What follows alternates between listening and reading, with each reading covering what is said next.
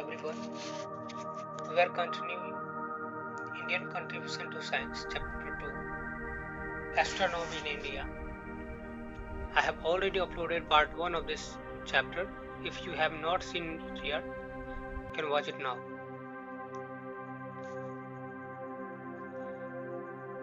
So let's start from the early historical period.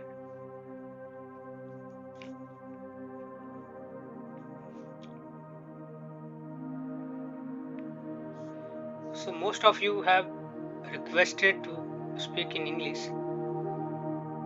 Okay, so I'll try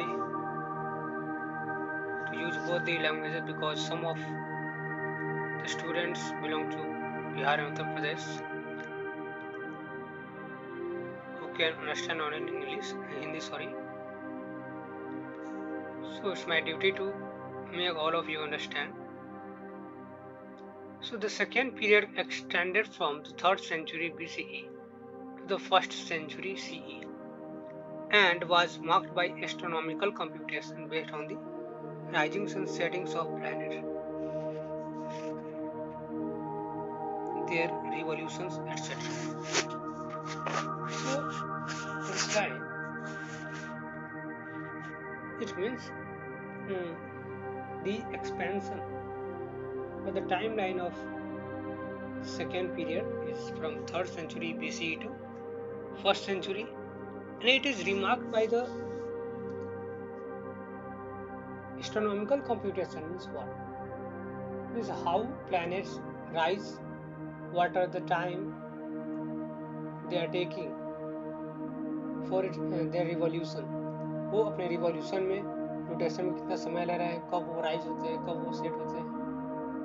तो ये इन सभी के बारे में इस टाइम पीरियड में इसको मार्क किया गया है. Just a minute.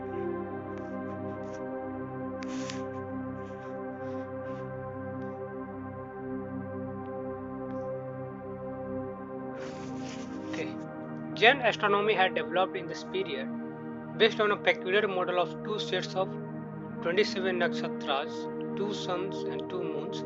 It nevertheless resulted in precise calendrical calculations. So,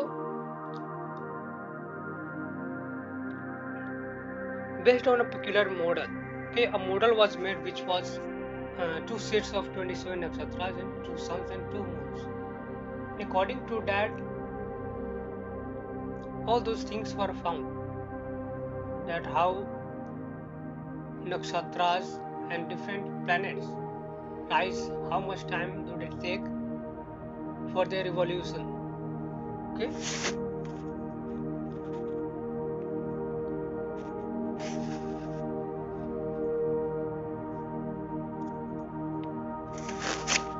This is also a period when huge scales of time were conceived of, such a day of Brahma or Kalpa 4.32 billion years, which curiously comes close to the age of the Earth 4.5 billion years.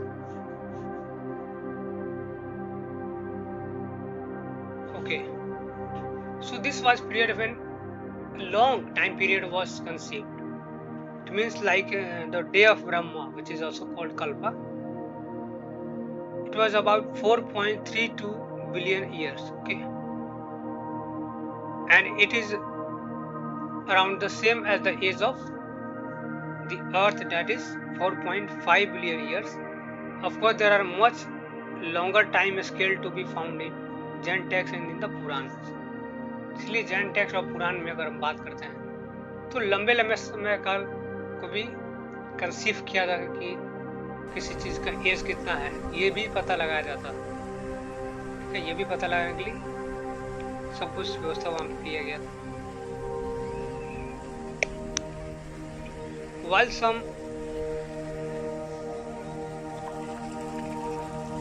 some scholars have discerned Babylonian and Greek influences at play during this and the next period, the issue remains open.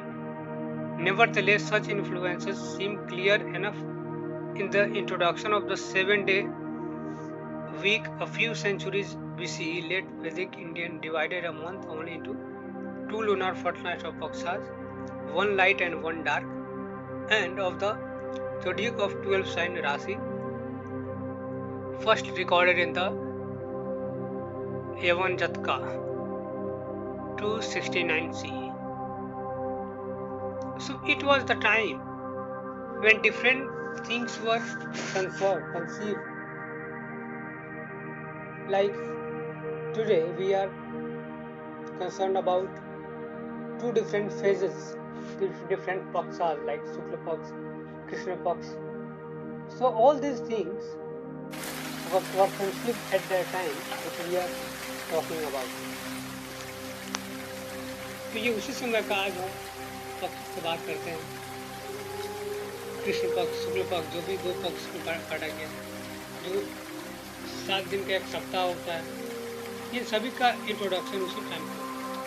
तो ये सारे Jain text of Puranas में संकलित। Next, दी सिद्धांतिक era.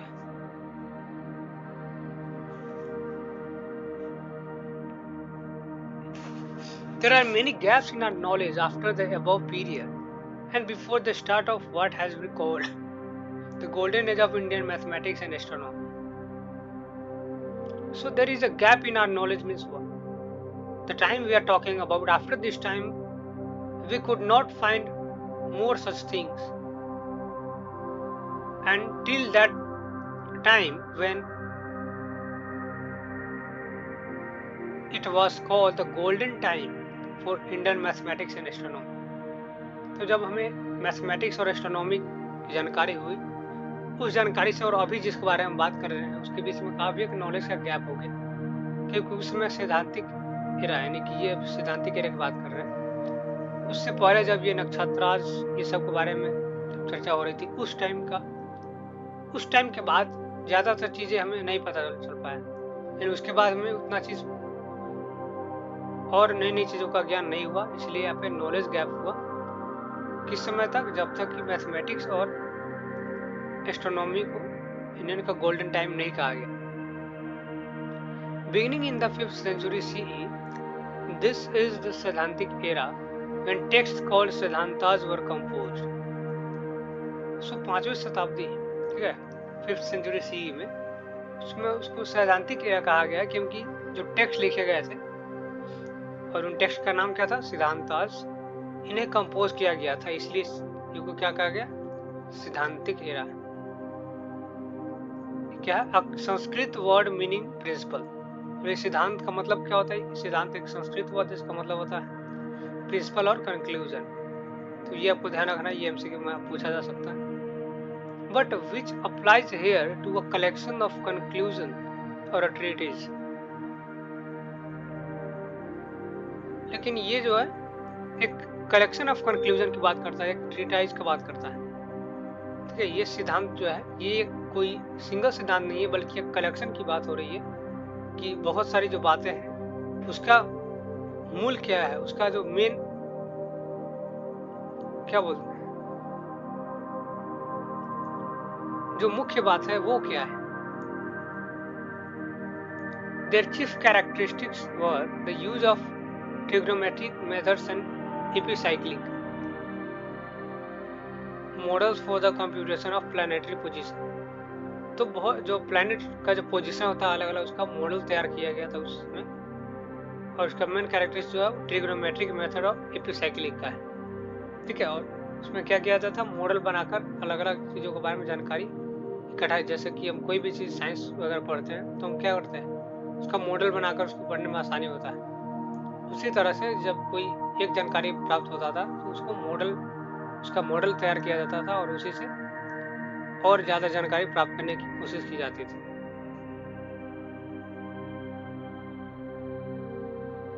Because they were using a geocentric system, early Greek and Indian astronomers could not explain the planets' occasional retrograde motion as seen from the Earth. They assumed that planets moved along smaller orbit called epicycles, whose centers revolved around the Earth along larger circles, the planet's mean orbit. कहा जा रहा है कि चूंकि वो लोग क्या use करते थे, इंडियंस जियोसेंट्रिक सिस्टम का यूज करते थे, ठीक है, इसलिए जो ग्रीक और इंडियन एस्ट्रोनॉमर है वो ये पता नहीं कर पाए इसके बारे में, ठीक है। और क्या एजम्पशन रहा, एजम्पशन ये रहा कि प्लैनेट जो है वो स्मॉल ऑर्बिट पे मूव करते हैं, और उन ऑर्बिट को क्या कहा गया, इपीसाइकल्स। तो ये इंपॉर्टेंट क्वेश्चन है, बन जाता है कि ग्रीक और इंडियन एस्ट्रोनॉमर्स हिसाब से, ठीक है, प्लैनेट जो है वो स्मॉल ऑर्बिट में मूव करता है, जो कि क्या होता है, जिसको इपीसाइकल कहा जाता है, और उसका सेंटर क्या है, वो centre revolve around the earth, और उसका सेंटर जो है अर्थ के अराउंड में रिवॉल्व करता है अलोंग लार्जर सर्कल, और ये बड़ा सर्कल होता है, ठीक है, ये ध्यान रखना। Now we will talk about some of the scientists, some of the astronomers of our country. First is Aryabhatta.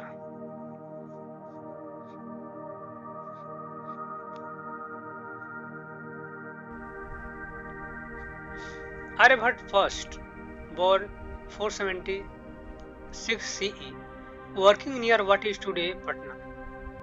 So he was born at today's Patna, आज के जो पटना है वहाँ पे उनका जन्म हुआ था 476 CE में, कॉमन एरा में। Served in this era with his Aryabhatiya, which dealt concisely but symmetrically with development in mathematics and astronomy. ठीक है, तो आर्यभट्टिया नाम का उनका बुक था उसमें, जो कि डील करता था कंसाइजली बट सिमेट्रिकली, ठीक है, मैथमेटिक्स और एस्ट्रोनॉमी में डेवलपमेंट के बारे में बहुत सारी कंसाइज बातें करता था, ठीक है। तो आर्यभट्टिया क्या है, तो आर्यभट्ट फर्स्ट वाला लिखी गई बुक है, जो कि डील करता है किस चीज से डील करता है, development in mathematics and astronomy. Among other things, it discussed units of time and features of celestial sphere. इसके साथ साथ उन्होंने क्या डिस्कस किया, यूनिट ऑफ टाइम, टाइम का यूनिट क्या रखा जाए ये, और सेलेस्टियल स्फीयर जो है उनका क्या क्या फीचर्स है। Describe the earth as a rotating sphere hanging in space. उन्होंने अर्थ को क्या किस तरह से डिस्क्राइब किया कि अर्थ क्या है, रोटेटिंग स्फीयर है जो कि स्पेस में लटक रहा है। तो ये आपको ध्यान में रखना है, इसमें इससे क्वेश्चन आया था पिछली बार कि आर्यभट्ट फर्स्ट का क्या कहना था। आर्यभट्टिया में उन्होंने क्या बताया, क्या डिस्क्राइब किया है कि अर्थ क्या है, एक रोटेटिंग स्फीयर है, ठीक है, एक अपने आप में क्या कर रहा है, रोटेट कर रहा है अपनी जगह पे, और ये hanging in what, hanging in space, और ये स्पेस में लटका हुआ है। And produced a table of the planets mean position, और उन्होंने एक टेबल बनाया पूरे प्लैनेट्स का, उसका क्या क्या पोजीशन है उसके हिसाब से। Aryabhata also gave a correct explanation for both lunar and solar eclipse, और lunar और solar eclipse के लिए he had given a correct explanation for lunar and solar eclipses, means चंद्र ग्रहण और सूर्य ग्रहण के बारे में उन्होंने एकदम प्रिसाइज सही एक्सप्लेनेशन दिया था। and stated that the diameter of the earth is 1050 योजनाज, और उन्होंने ये बताया था कि अर्थ का डायमीटर कितना है, 1050, ठीक है। तो ये भी ध्यान में रखने वाली बात है कि आर्यभट्ट फर्स्ट ने अर्थ का डायमीटर कितना बताया था, 1050 योजन, डिफाइनिंग द योजना एज 8000 एवरेज ह्यूमन हाइट्स और अबाउट 13.6 किलोमीटर, ठीक है। तो अब 8000 एवरेज ह्यूमन का हाइट या फिर लगभग 13.6 kilometre. This is close to the actual dimension, though 12% to large, और ये लगभग जो एक्चुअल डायमेंशन है, यानी अर्थ का जो एक्चुअल डायमीटर है उसके लगभग आसपास में है, यानी आर्यभट्ट ने जो बताया वो, और एक्चुअल जो डायमीटर जो और साइंटिस्ट ने बताया या फिर जो मापा गया है एक्चुअल में, उसके लगभग आसपास है, दो 12% टू लार्ज, लेकिन 12% ही अधिक बता दिए। His diameters for the planet and the sun are however much too small. तो जब वो बताया प्लैनेट्स ग्रहों के बारे में और सूर्य के डायमीटर के बारे में, तो वो काफ़ी कम बताए। ठीक है, तो अर्थ का डायमीटर बताया वो थोड़ा ज़्यादा बता दी, कितना 12% ज़्यादा बताया, और जो सन है या बाकी प्लैनेट है उसका डायमीटर थोड़ा बहुत कम बताया।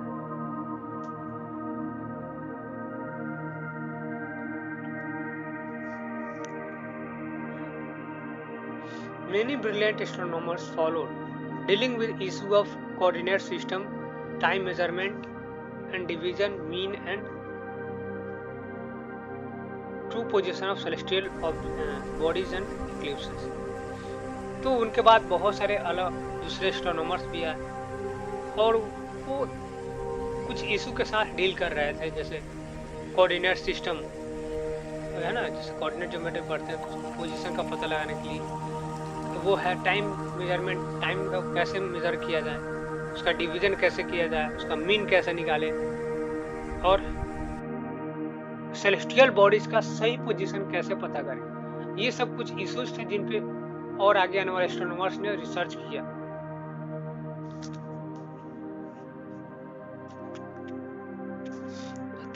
Now come to वरामिहिर।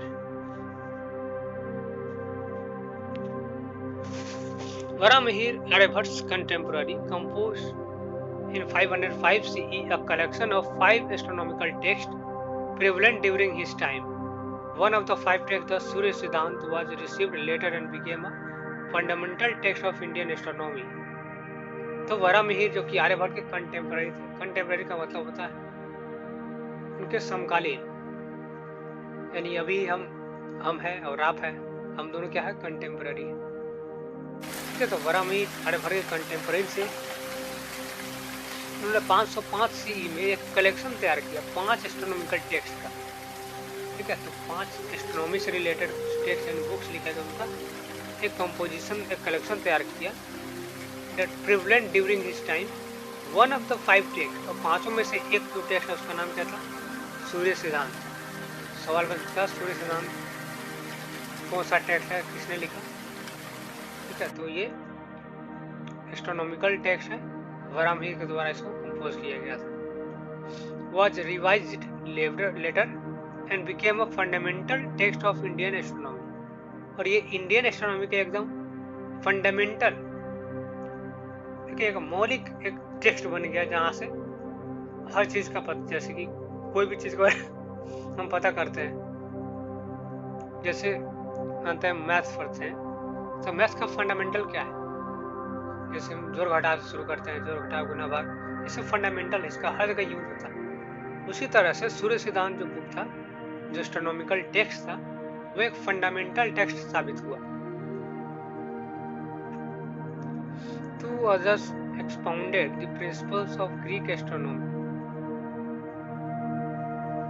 और दो जो अलग अलग थे उन्होंने ग्रीक एस्ट्रोनॉमी को के सिद्धांत को एक्सपाउंड किया, उसको उसके हिसाब से वो काम करता था, उसके हिसाब से सिद्धांत उसमें बताया गया था। वरामिहिर extensively discussed the revolution of planets, eclipse and the zodiac, often with an astronomical background। तो वरामिहिर ने क्या किया, बहुत ही एक्सटेंसिवली डिस्कस किया इस बारे में कि भाई रिवॉल्यूशन, प्लैनेट का रिवॉल्यूशन कैसा होता है, कितना समय लगता है, ये सब के बारे में, इक्लिप्सेस ग्रहण के बारे में, और zodiac, often with the astrological background. ठीक है, कि एस्ट्रोलॉजी और एस्ट्रोनॉमी दो चीज होता है। एस्ट्रोनॉमी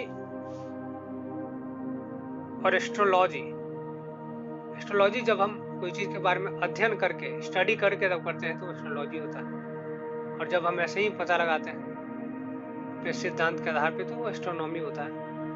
तो उनका जो बैकग्राउंड था वो कैसा था, एस्ट्रोलॉजिकल बैकग्राउंड था। Now come to Bhaskar first. Bhaskar first, born 600 CE, the earliest known exponent of Aryabhatta first, provided a very useful elucidation of Aryabhatta's astronomy besides improved calculation method। तो आर्यभट्ट ने क्या किया,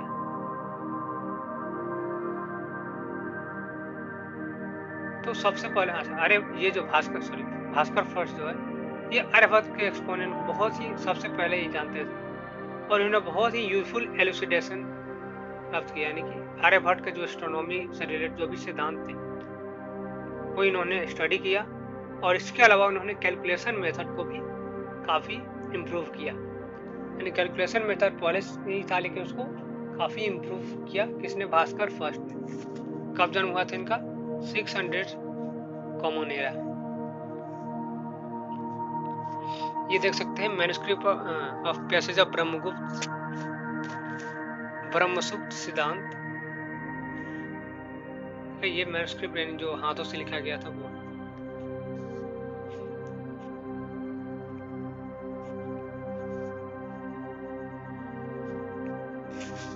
A few years later, Brahmagupta का जन्म 598 common era में हुआ था, who lived near Mount Abu, mistakenly rejected Aryabhat's view of Earth as a rotating sphere। तो देखिए ब्रह्मगुप्त और आर्यभट्ट इन दोनों के बीच में थोड़ा सा एक बात का लेकर मतभेद नहीं कहेंगे उसको। यानी ब्रह्मगुप्त जो थे वो मिस्टेकली, ठीक है, मिस्टेक करके, मतलब गलती से उनके जो सिद्धांत दिया था आर्यभट्ट ने क्या सिद्धांत दिया था कि earth is a rotating sphere. Okay, earth is a rotating sphere which is hanging in the sphere, जो कि स्फीयर में, अंतरिक्ष में लटका हुआ है। So it was rejected mistakenly by Brahmagupta ने गलती से इस सिद्धांत का खंडन कर दिया। but contributed much to calculations of the mean and the true longitude of the planet। ठीक है, लेकिन कैलकुलेशन में और ट्रू लॉन्गिट्यूड प्लैनेट्स का निकालने में, कंजंक्शन में और problem of lunar and solar eclipse में, इन सब में अपना बहुत योगदान दिया। Applying to all this his considerable mathematics skill. ठीक है, तो सब में जो है जैसे लॉन्गिट्यूड का पता करना, कैलकुलेशन का पता करना, तो इसमें क्या है, मैथमेटिक्स का ज़्यादा यूज है। ठीक है, तो उनका मैथमेटिकल स्किल काफ़ी था। भले ही उन्होंने आर्यभट्ट के सिद्धांत का खंडन किया, लेकिन यहाँ पे कहा गया कि मिस्टेकनली, वो सच मतलब ऐसे ही नहीं होता कि हम कुछ बोल देते हैं, कुछ और बोलना चाहते हैं, कुछ और निकाल जाता है, या उस समय हमको ध्यान नहीं होता, हम बोल देते हैं, तो वही कहा गया मिस्टेकनली उनका खंडन किया। तो ये क्वेश्चन आया हुआ है कि उनका सिद्धांत क्या था और किसने उनका खंडन किया।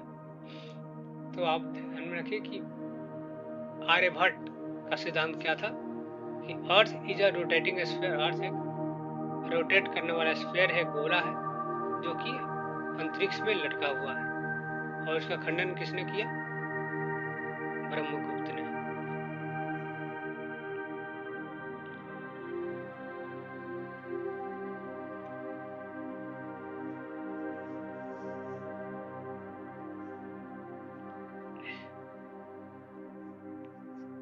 Indian astronomers could not have achieved so much without a strong tradition of observation. So it is very important that how the astronomers of India were able to achieve so much things. ठीक है, यानी Indian astronomers ये सब जितना कुछ achieve कर पाए वो नहीं कर पाते जब तक उनके पास वो ऑब्जर्वेशन का ट्रेडिशन नहीं था। यानी हमारी जो परंपरा थी वो ऑब्जर्वेशन की थी, हम किसी चीज़ को ऑब्जर्व करते थे और ऑब्जर्व करते करते ही हमने ये सब कुछ किया। हमने दिन को ऑब्जर्व किया, दिन रात को ऑब्जर्व किया, और उसके हिसाब से हमने टाइमिंग बना दी, और अब जो है हम बस दिन के किसी प्रहर को देखकर ये बता सकते हैं कि कितना बज रहा हो। ठीक है, तो थोड़ा बहुत कंसाइज हम लोग डिसाइड कर सकते हैं। तो ये जो परंपरा है ऑब्जर्वेशन करने की, इसी के कारण इंडियन एस्ट्रोनॉमर जो है इतनी सारी चीज़ों के बारे में जानकारी इकट्ठा कर पाए। And the 22nd chapter of Brahmagupta magnum opus. ठीक है, ब्रह्मगुप्त ने जो बुक लिखी थी उसका जो 22वां चैप्टर है उसका नाम क्या है? मैग्नम ओपस द ब्रह्मसूत्र सिद्धांत dealt with a variety of astronomical instrument. ठीक है, इसमें जो है बहुत सारे एस्ट्रोनॉमिकल इंस्ट्रूमेंट के बारे में जानकारी मिलती है। इसमें बहुत सारे इंस्ट्रूमेंट जो कि एस्ट्रोनॉमिकल है, यानी कि उन्होंने ऑब्जर्व तो किया, ऑब्जर्व कर करके बहुत सारे इंस्ट्रूमेंट भी बनाए, और यही चीज के बारे में डिस्कस किया गया ब्रह्मगुप्त के 22वें चैप्टर मैग्नम ओपस में। ठीक है, most of which could be easily made by any good craftsman. और उन्होंने जो इंस्ट्रूमेंट बनाया, आज वो अगर किसी क्राफ्टमैन को दिया जाए तो वो इजीली वो अच्छा से बना सकता है।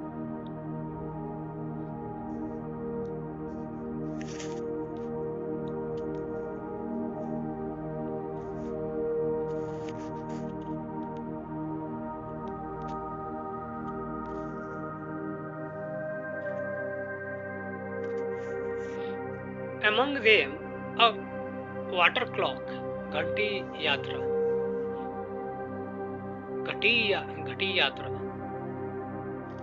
consisting of a ball with a small hole at the bottom, which would sink in exactly 24 minutes. A घटी, if placed over water, a gnomon, a short stick kept vertically for the study of the motion of its shadow. A graduated disc of or a half disc and a scissor-like pair acting as a compass. Those instruments and the computational techniques applied to them were both adopted by the later scholars beginning by Lalla of the 8th century. ठीक है, तो बहुत सारे जैसे पता चला कि बहुत सारे उन्होंने इंस्ट्रूमेंट बना रखे थे। उनमें से एक इंस्ट्रूमेंट था जो घंटी यात्रा, यानी कि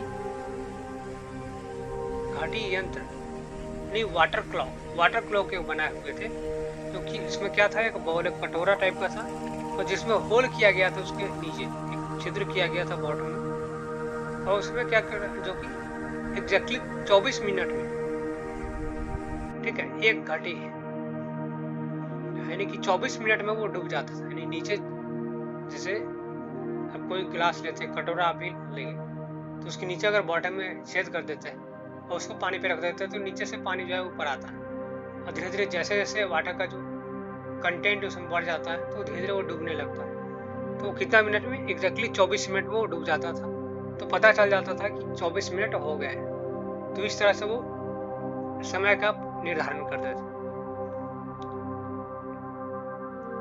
उसमें गिनोमेन भी हुआ करता था, जो कि एक छोटा सा स्टिक। गिनोमेन क्या होता है, तो देखिएगा जब भी टाइम वगैरह पता लगा था तो शैडो के हिसाब से गिनोमेन एक लकड़ी की तरह उसमें लगाया जाता है, और उसका शैडो देख के ही, उसका छाया के हिसाब से समय का पता लगाया जाता है।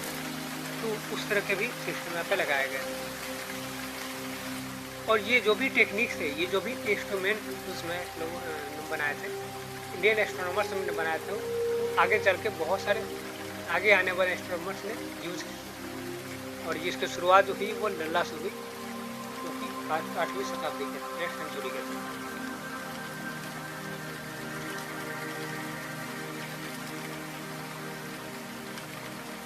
Brahmagupta also authored a manual of astronomy। देखिए पहले ऊपर देख लेते हैं एक बार, ये जो बो है और एरो है, दो नंबर पे आप देख सकते हैं एक डिस्क है, तीसरे नंबर पे एक रिंग है, और टाइम मेजरिंग वेजल है। देखिए उसमें कटोरा दिख रहा है पानी के अंदर, और उसमें नीचे छेद है। धीरे धीरे जब उसको पानी में रखते हैं तो उसमें पानी भरने लगता है, और पानी भरते भरते जब पूरा आ जाता है, उसका डेंसिटी ज़्यादा हो जाता है, तो पानी में डूब जाता है। और ये डूबने में 24 मिनट का समय लगता है। ठीक है, आप देखिए, आप बोले कि भाई 24 मिनट पर कैसा पता कि 24 मिनट, तो वो ऑब्जर्व किया जाता था ना बार बार, जिससे जिसमें गनमेन ये सब लगाया गया था, तो उससे पता लगा जाता था कि किस तरह से छाया कितना कितना आ रहा है। ठीक है, जैसे कि मान लेते हैं सन जो है राइज हुआ, सनराइज से सनसेट तक पूरे में तुमको समय का पता लगाना है, पूरे दिन रात को मिलाकर। तो हम चीज़ों को ऑब्जर्व करेंगे और उसके छाया को ऑब्जर्व करके, ठीक है, सन का जो छाया जो बनाती है उस छाया को ऑब्जर्व करके पता लगेगा भाई रोज इतने इतने देर पर कि सन जब यहाँ होता है तो गनमेन का छाया यहाँ पे होता है, उसके हिसाब से टाइम का पहले ही पता लगाया जाता और उसी का हिसाब जैसे हम घड़ी बनाने के लिए कि घड़ी कैसे बनाएंगे तो उस टेक्निक का यूज यहाँ पे किया गया।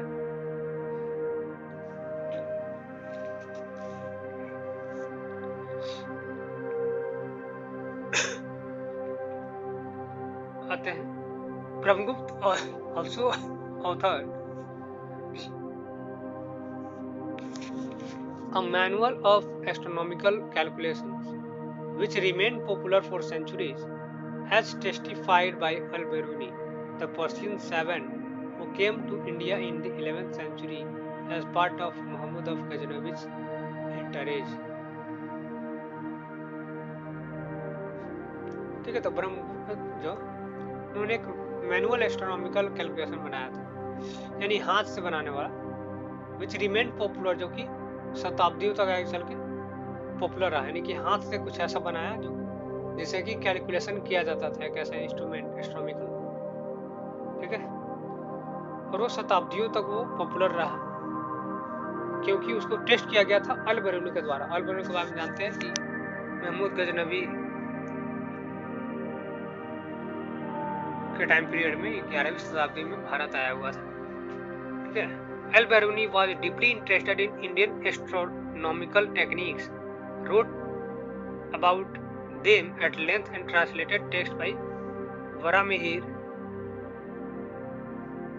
and Brahmagupta into Arabic और Persian। तो Al-Biruni जो था वो बहुत ज़्यादा रुचि लेता था भारत के एस्ट्रोनॉमिकल टेक्स्ट। ठीक है, और इसलिए इसके बारे में वो यात्रा जब भी यात्रा वृत्तांत लिखा जाता है, जो भी अल-बिरूनी यहाँ पे आया था। ठीक है, तो यहाँ के टेक्स्ट एस्ट्रोनॉमिकल टेक्स्ट के बारे में उन्होंने लिखा क्योंकि उनको काफ़ी इंटरेस्टिंग लगा, और यहाँ तक कि कुछ टेक्स्ट जो कि वरामिहिर और ब्रह्मगुप्त ने लिखे थे उनको अरबी और पर्शियन लैंग्वेज में उनको ट्रांसलेट भी किया ताकि अच्छे से उनको पढ़ पाए। ठीक है, तो ये दिखाता है कि हमारे इंडियन एस्ट्रोनॉमर्स कितने आगे थे, कितने बड़े ऑब्जर्वर थे। बात है Bhaskar second. Bhaskar second who was born in 1114, better known as Bhaskaracharya. तो भास्कराचार्य किसको भास्कराचार्य के नाम से किन्हें जाना जाता है? तो भास्कर सेकेंड को this is very important question which you have to keep in mind, brought important innovations to both astronomical and mathematical techniques।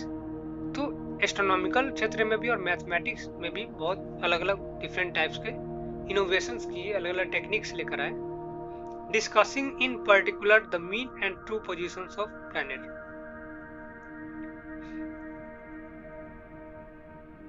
ठीक है, तो मीन और जो ट्रू पोजीशन प्लैनेट का जो सही पोजीशन है उसके बारे में डिस्कस किया उन्होंने। The triple problem of time, direction and place. ये जो टाइम है, ठीक है, सही टाइम, सही डायरेक्शन और सही प्लेस, ये जो इसका ट्रिपल प्रॉब्लम है इसको सॉल्व किया। The rising and setting and conjunction of the planet, eccentric and epicyclic theories for their motion of planets and the large number of astronomical instruments। तो उन्होंने क्या किया, भास्कर सेकेंड ने भी बहुत सारे, जैसा कि सभी ने कुछ ना कुछ इंस्ट्रूमेंट बनाया था, तो इन्होंने भी अपना इंस्ट्रूमेंट बनाकर मैथमेटिक्स और एस्ट्रोनॉमी में बहुत सारे अलग अलग इनोवेशन किए थे, जिसमें टाइम, प्लेस और डायरेक्शन का ट्रिपल जो प्रॉब्लम था उसको सॉल्व करने की कोशिश किया उन्होंने। और जो प्लैनेट्स है, एसेंट्रिक और साइक्लिक जो थ्योरी है उस पर भी उन्होंने काफी काम किया। And a large number of astronomical instruments. Overall Bhaskaracharya greatly improved upon the formulas and method adopted by earlier Indian astronomers। तो जो पहले का इंडियन एस्ट्रोनॉमर्स है जिन्होंने उन्होंने जो फॉर्मूला दिया था इस सब से रिलेटेड, उसको उन्होंने आगे बढ़ाया, उसमें बहुत सारा इम्प्रूवमेंट किए।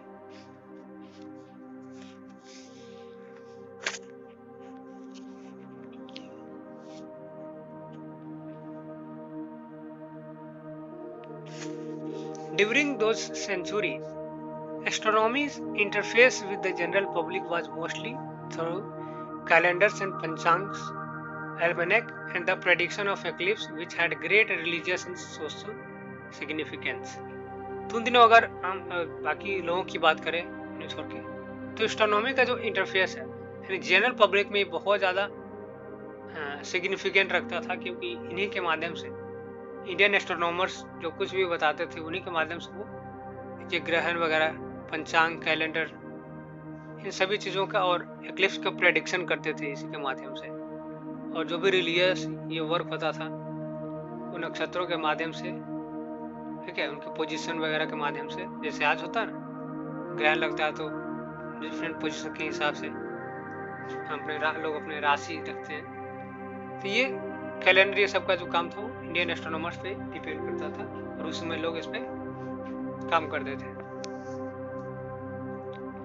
Indeed, an astronomer's fame was guaranteed if he could accurately predict the occurrence, nature and duration of eclipses, and numerous inscriptions recorded a king's reward to such an astronomer.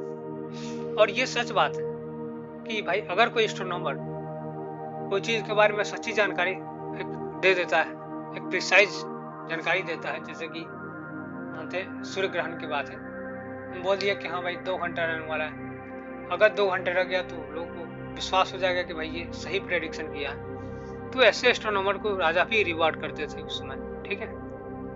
Another interface was architecture and many temples show clear astronomical alignment with events such as sunrises, solstice and equinoxes. और दूसरा interface बात करें वो architecture का था। बहुत सारे temple ये दिखाया कि clear astronomical alignment with event such as sunrise. अच्छा, तो अलग अलग जैसे मंदिर जो आर्किटेक्चर में ये सारी चीजें देखी आती है। आपने देखा हो कि भाई अलग अलग इसको थोड़ा सा से ना कि कोई भी जो आर्किटेक्चर है उसी मंदिर का जो होता है, अगर चित्र बनाना, चित्र क्या बना, अगर कोई मंदिर बनाना है तो उसका जो शेप होता है, जो साइज होता है, उसके अंदर का जो गर्भगृह होता है, उसको उसी के आधार पे उसमें जो खोज होते थे उसी के हिसाब से बनाया जाता था। तो उस पर भी इम्पैक्ट देखा जाता था कि भाई आर्किटेक्चर है, उस पर भी एस्ट्रोनॉमिकल डिस्कवरीज का इम्पैक्ट है। इससे आप एग्जाम्पल में यहाँ देख सकते हैं कि ये जो 12 राशिज है इसके हिसाब से मंदिर का निर्माण किया गया है और 2 जो है वो सन की तरह लाइन किया गया। द श्रृंगेरी टेम्पल, ये जो है श्रृंगेरी टेम्पल जो बना है वो इसी आधार पर बना है। इसका मंडपा जो है इज डेडिकेटेड टू द 12 राशिज और sign of the zodiac. Some of the pillars are align to the sunrise, और कुछ सनराइज की तरह अलाइन है झुके हुए हैं ऑन द 2 सोल्स्टिस। अगला टॉपिक द केरला स्कूल। क्या है केरला स्कूल के बारे में पढ़ते हैं।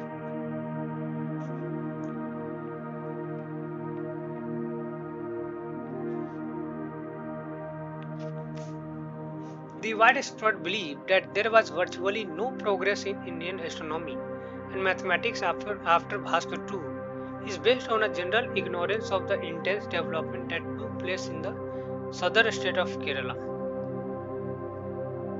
So there was a belief, ये जो बिलीफ है, ये जो फैला हुआ एक विश्वास, ये वर्चुअली नो प्रोग्रेस इन, यानी कि ऐसा माना जाता है कि इंडियन एस्ट्रोनॉमी और मैथमेटिक्स में कोई प्रोग्रेस नहीं हुआ भास्कर सेकेंड के बाद, यानी भास्कर सेकेंड को भास्कराचार्य भी कहा गया।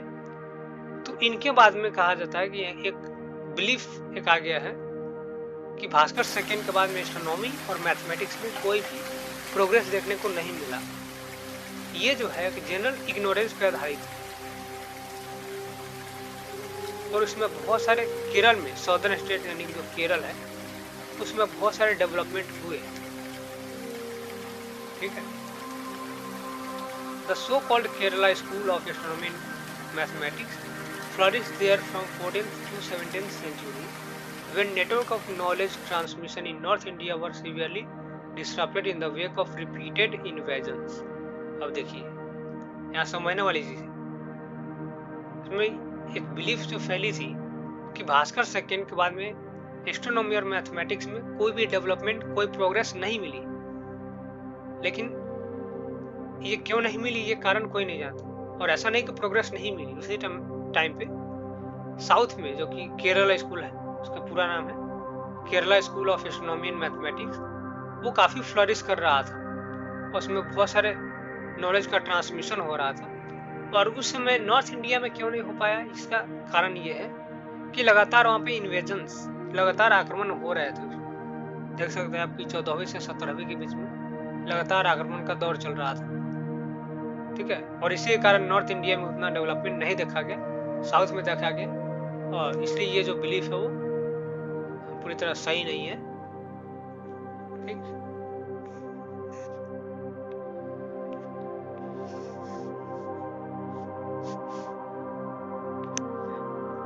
नेक्स्ट, परमेश्वरा, an author of some 30 works, but this works का ये ऑथर है, was one of the foremost astronomers of this school। Kerala school है इसका सबसे पुराने जो एस्ट्रोनॉमर रहे हैं, and the founder of the Drigh system. Drigh system का ये फाउंडर है। और ये सिस्टम क्या करता था, which improved computation of eclipses and position of planets and proved to very popular. ये ड्रिक सिस्टम से क्या होता था, जो इक्लिप्स होता था और जो प्लैनेट्स का पोजीशन होता था उसका पता लगाया जाता था, और ये काफी पॉपुलर रहा था ड्रिक सिस्टम, ठीक है। इसके फाउंडर कौन थे, परमेश्वरा। He emphasized the need to regularly correct formulas to bring them closer to actual observation and was said to have studied eclipses and their parameters over a period of years। तो उन्होंने इस बात पर जोर दिया कि हमें रेगुलरली जो है फार्मूला को जो है करेक्ट करते रहना है, ठीक है। फार्मूला में जो है सुधार लाना ताकि एक्चुअल कैलकुलेशन कर पाए, क्योंकि हम जो फार्मूला लगाते हैं, शुरुआत में फार्मूला डेवलप करते हैं, तो उससे एक्चुअल जो होना चाहिए वो एक्चुअल नहीं आता है, उसमें कुछ त्रुटि रह जाती है, उसके आसपास हमारे कैलकुलेशन आ पाती है। लेकिन इसीलिए उन्होंने इस बात पे जोर दिया, किसने, परमेश्वरा ने इस बात पे जोर दिया कि हमें जो फार्मूला है उसको रेगुलरली उसमें इम्प्रूवमेंट करते रहना चाहिए।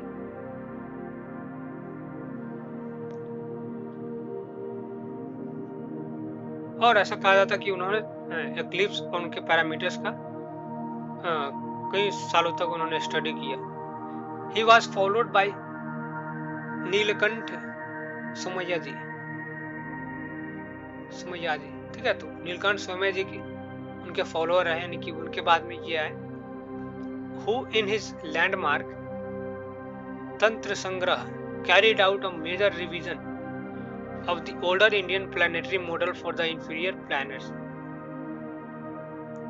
तो उस समय जो मॉडल जैसे बताया ना कि इसमें क्या है कि एक कोई खोज कर रहा है, एक कोई मॉडल वगैरह बना रहा है, फॉर्मूला बना रहा है, और दूसरा जो उसके बाद का जो उसका फॉलोअर है, उसके बाद में जो आ रहा है वो उसमें चेंजिंग कर रहा है, उसमें इम्प्रूवमेंट ला रहा है। तो उसी तरह से ये जो है नीलकंठ सोमैया जी है, तो ये भी उन्होंने क्या किया, एक मेजर रिवीजन किया जो ओल्डर प्लानिटरी मॉडल था, जो मॉडल बनाया गया था ना प्लैनेट का, उसकी पोजीशन का पता लगाने के लिए, तो उसमें इन्होंने उसका रिवीजन किया, फिर से उसको दोबारा लाया।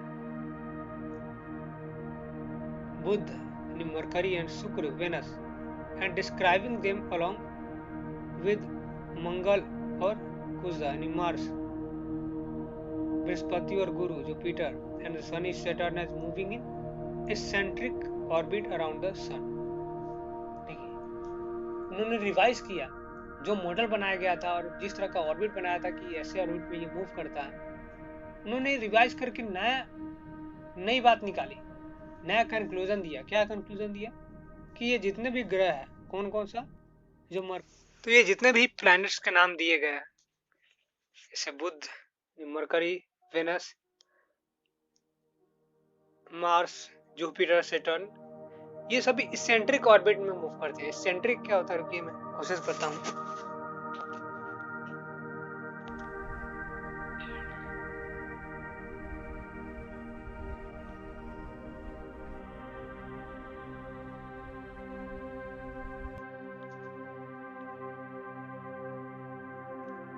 इसमें तो ऑप्शन दिया नहीं कि बनाओ। तो समझिए कि जो ऑर्बिट जैसे गोला हो गया, तो इसेंट्रिक का मतलब हो गया एकदम जैसे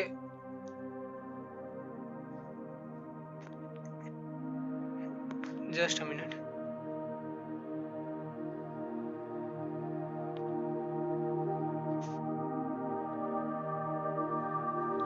इसे जैसे क्या बोलते हैं, कोई ऑर्बिट होगा तो वो लगभग अंडाकार होता है, ठीक है, लेकिन इसेंट्रिक में वो उस तरह का नहीं होगा, कहीं पे एकदम, कहीं बिल्कुल एकदम पास आ जाएगा, कहीं बहुत दूर चला जाएगा। वो लाइन जो होता है, ठीक है, मानते हैं बीच में कोई गोला है और कोई ऐसा लाइन खींचते जो उसके पास में आ जाए, एकदम बहुत दूर चला जाए, ठीक है। यहाँ पे चूंकि लिखने वाला सिस्टम नहीं है इसलिए मैं वो लिख रहे हैं बता सकता है, ठीक है।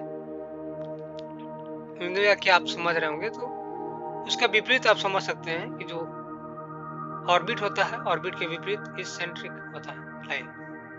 इसेंट्रिक में कोई उसका सीमा नहीं है। ऑर्बिट में तो एक सीमा होता है कि हाँ उसी पे चक्कर लगा, लेकिन इसेंट्रिक में कभी एक बार दूसरे चक्कर लगाइए, फिर उसका दूसरी बार में पास चेंज हो जाएगा, फिर तीसरी बार में चेंज हो जाएगा। इस तरह का जो होता है वो इसेंट्रिक होता है।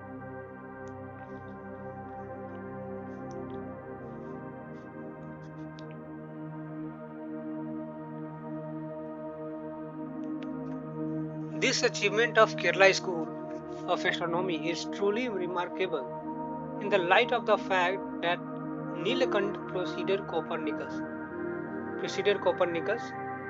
the propounder of the heliocentric theory in Europe.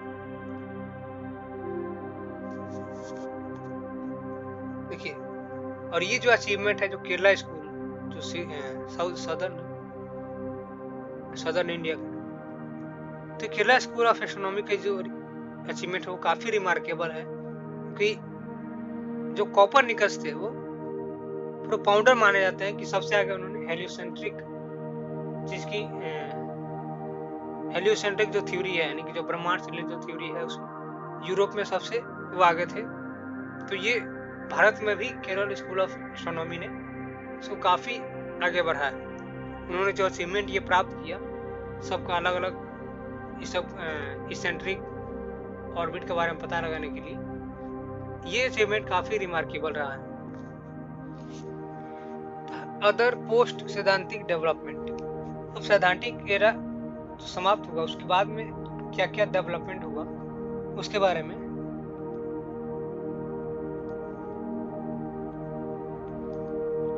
About the same year, a complex interface with Islamic astronomy took place, which among other benefits brought instruments such as the astrolabe to India। और उसी समय ये जो सैद्धांतिक era जब समाप्त हुआ तो एक बहुत ही कॉम्प्लेक्स इंटरफेस देखने को मिला, जो कि है इस्लामिक एस्ट्रोनॉमी। यहाँ पे हो गया इस्लामिक एस्ट्रोनॉमी क्या है, और इसी के बीच में बहुत सारे बेनिफिट्स है, बहुत सारे इंस्ट्रूमेंट्स इसमें भी डेवलप हुए।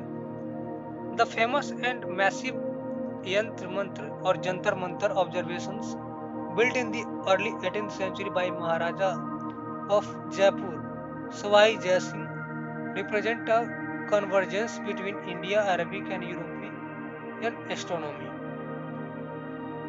तो आज जो यंत्र मंत्र यानी जो जंतर मंत्र है फेमस, वो 18वीं शताब्दी में बनाया गया था, ठीक है। ये सवाल बनता है कि कब बना था, 18वीं शताब्दी में, किसने बनाया? जयपुर का राजा सवाई जय सिंह ने। ये क्या रिप्रेजेंट करता है? एक कंजर्वेंस बिटवीन इंडियन अरेबिक और इसके बीच में यूरोपियन एस्ट्रोनॉमी के बीच में, ठीक है। तो ये जंतर मंतर है, ये दिल्ली में।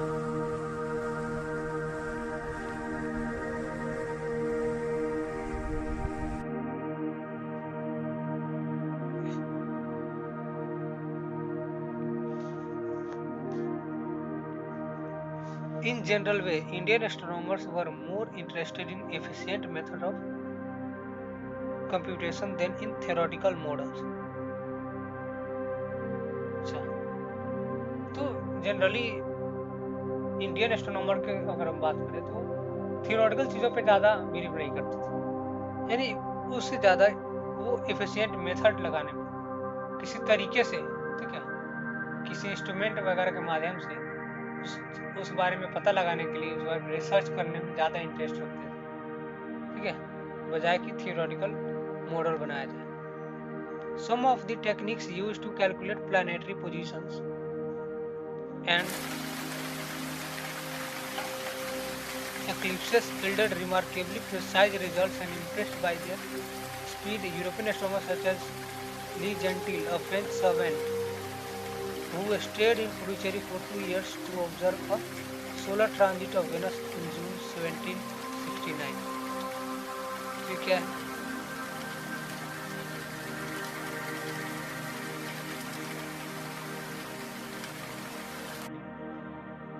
तो कुछ टेक्निक्स जो है उसका यूज किया जाता था प्लानिटरी पोजीशन को कैलकुलेट करने में, कि किस प्लैनेट का, यानी कि अलग अलग प्लैनेट के बारे में तो जानकारी तो पहले हो ही गई थी, और किसका पोजीशन कहाँ पे है, उसका रिवॉल्यूशन टाइम कितना है, ठीक है, किसका जो है orbit,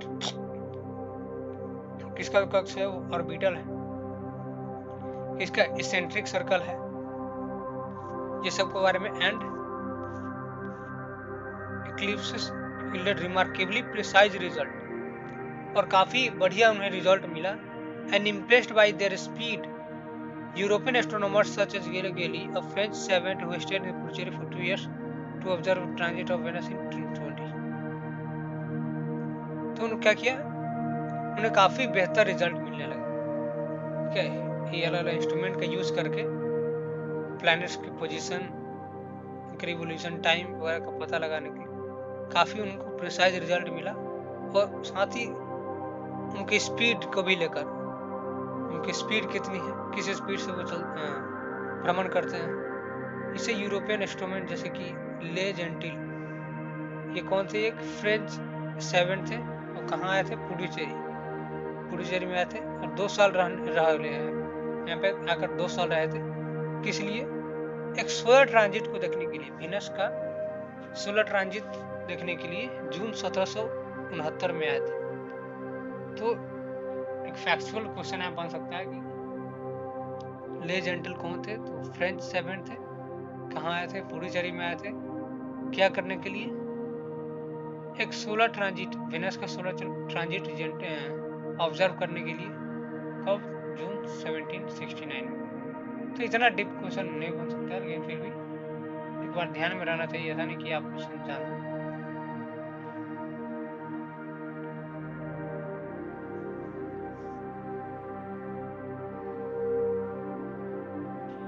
Although traditional tables and even calculation method survived well into the 19th century,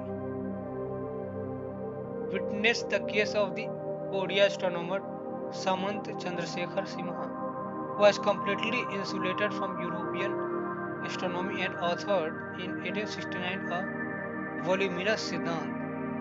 The introduction of modern astronomy brought to a close India's own development in this science.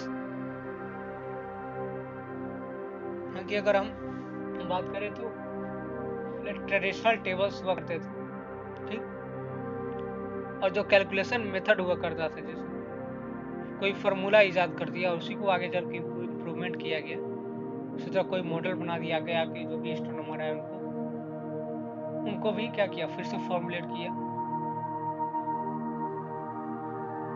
तो ये जो है ये आगे चल कर सर्वाइव करता रहा, लेकिन ट्रेडिशनल टेबल की बात करें वो आगे तक चलता रहा, ये कैलकुलेशन का मेथड जो है वो वहीं चलता रहा, ठीक है, कब तक, 19th सेंचुरी तक।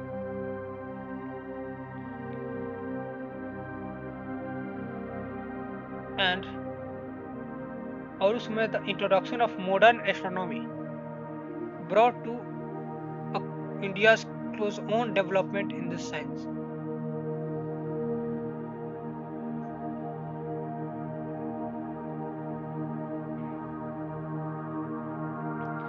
तो उस समय जो है witness the case of Odia astronomer Samanta Chandrasekhar Sinha, ठीक है, ओडिया यानी कि उड़ीसा के एस्ट्रोनॉमर थे समंत Sinha, was completely insulated from European astronomy and authored in a वोल्यूमिनस सिद्धांत।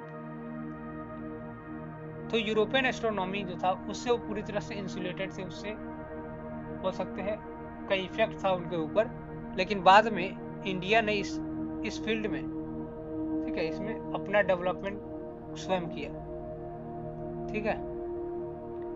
But India in many ways had contributed to the growth of new science as some of the techniques developed by Indian astronomers and mathematicians had been relayed to Europe centuries earlier through the Arabs। लेकिन India की अगर बात करते हैं, इसको highlight करते हैं,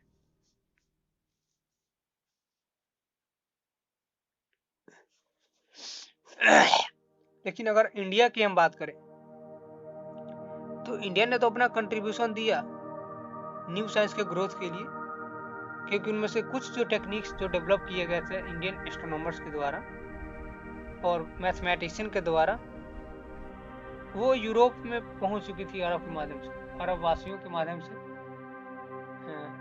वो कहाँ, यूरोप में पहुंच चुका था। Indeed Indian astronomy interacted not only with Islamic और जीज and European astronomies but also with the Chinese astronomy.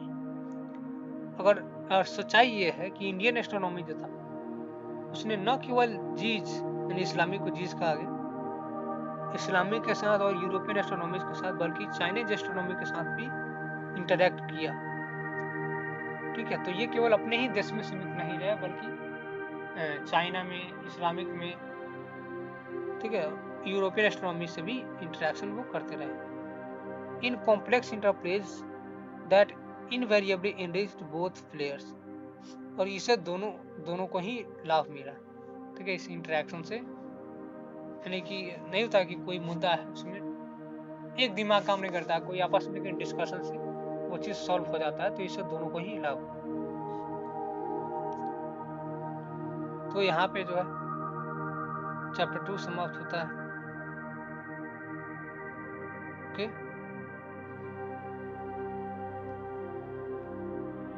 और एग्जाम काफी नजदीक है, तो इसलिए इतनी लंबी वीडियो बन रही है। आप कोशिश करें कि पूरा का पूरा वीडियो देखें, एक बार कम से कम। रीडिंग जरूरी है, आप खुद से रीड कीजिए, और जहाँ नहीं समझ में आ रहा, कोई डाउट है तो आप जरूर पूछिए, ठीक है। ये तो ऑनलाइन है तो बताना संभव नहीं होता है, साथ ही यहाँ पर ब्लैक बोर्ड सिस्टम भी नहीं है कि मैं आपको बता पाऊँ, या फिर इसमें अंदर भी स्केचिंग नहीं है कि मैं लिख कर कुछ बता पाऊँ, जैसे इसेंट्रिक वाला था। तो कुछ चीज़ें हैं अभी, कुछ प्रॉब्लम है, इसलिए किसी में एग्ज़ाम काफ़ी नज़दीक है तो हमें प्रिपरेशन भी करना है। तो वीडियो काफ़ी लंबी हो चुकी है आप, और हाँ, इस सब का जो MCQ क्वेश्चन है वो पहले ही अपलोड किया जा चुका है। पिछले साल ही मैंने कुछ वीडियो बनाया था, तो उसमें ये सब अपलोड किया था। तो आप ये देखने के बाद में MCQ क्वेश्चन जरूर लगाएं, और उसमें कोई क्वेश्चन में डाउट है तो आप कमेंट करके हमें पूछ सकते हैं। इसके अलावा अगर आपको कोई और भी टॉपिक वीडियो पसंद है, किसी और टॉपिक में चाहते हैं, तो आप हमें कमेंट कीजिए, उससे वीडियो बनेगी, ठीक है। तो अगर आप चैनल पर नए हैं तो चैनल को सब्सक्राइब कीजिए, अपने दोस्तों को रिकमेंड जरूर कीजिए। तो मिलते हैं अगले वीडियो में, तब तक के लिए बहुत बहुत धन्यवाद।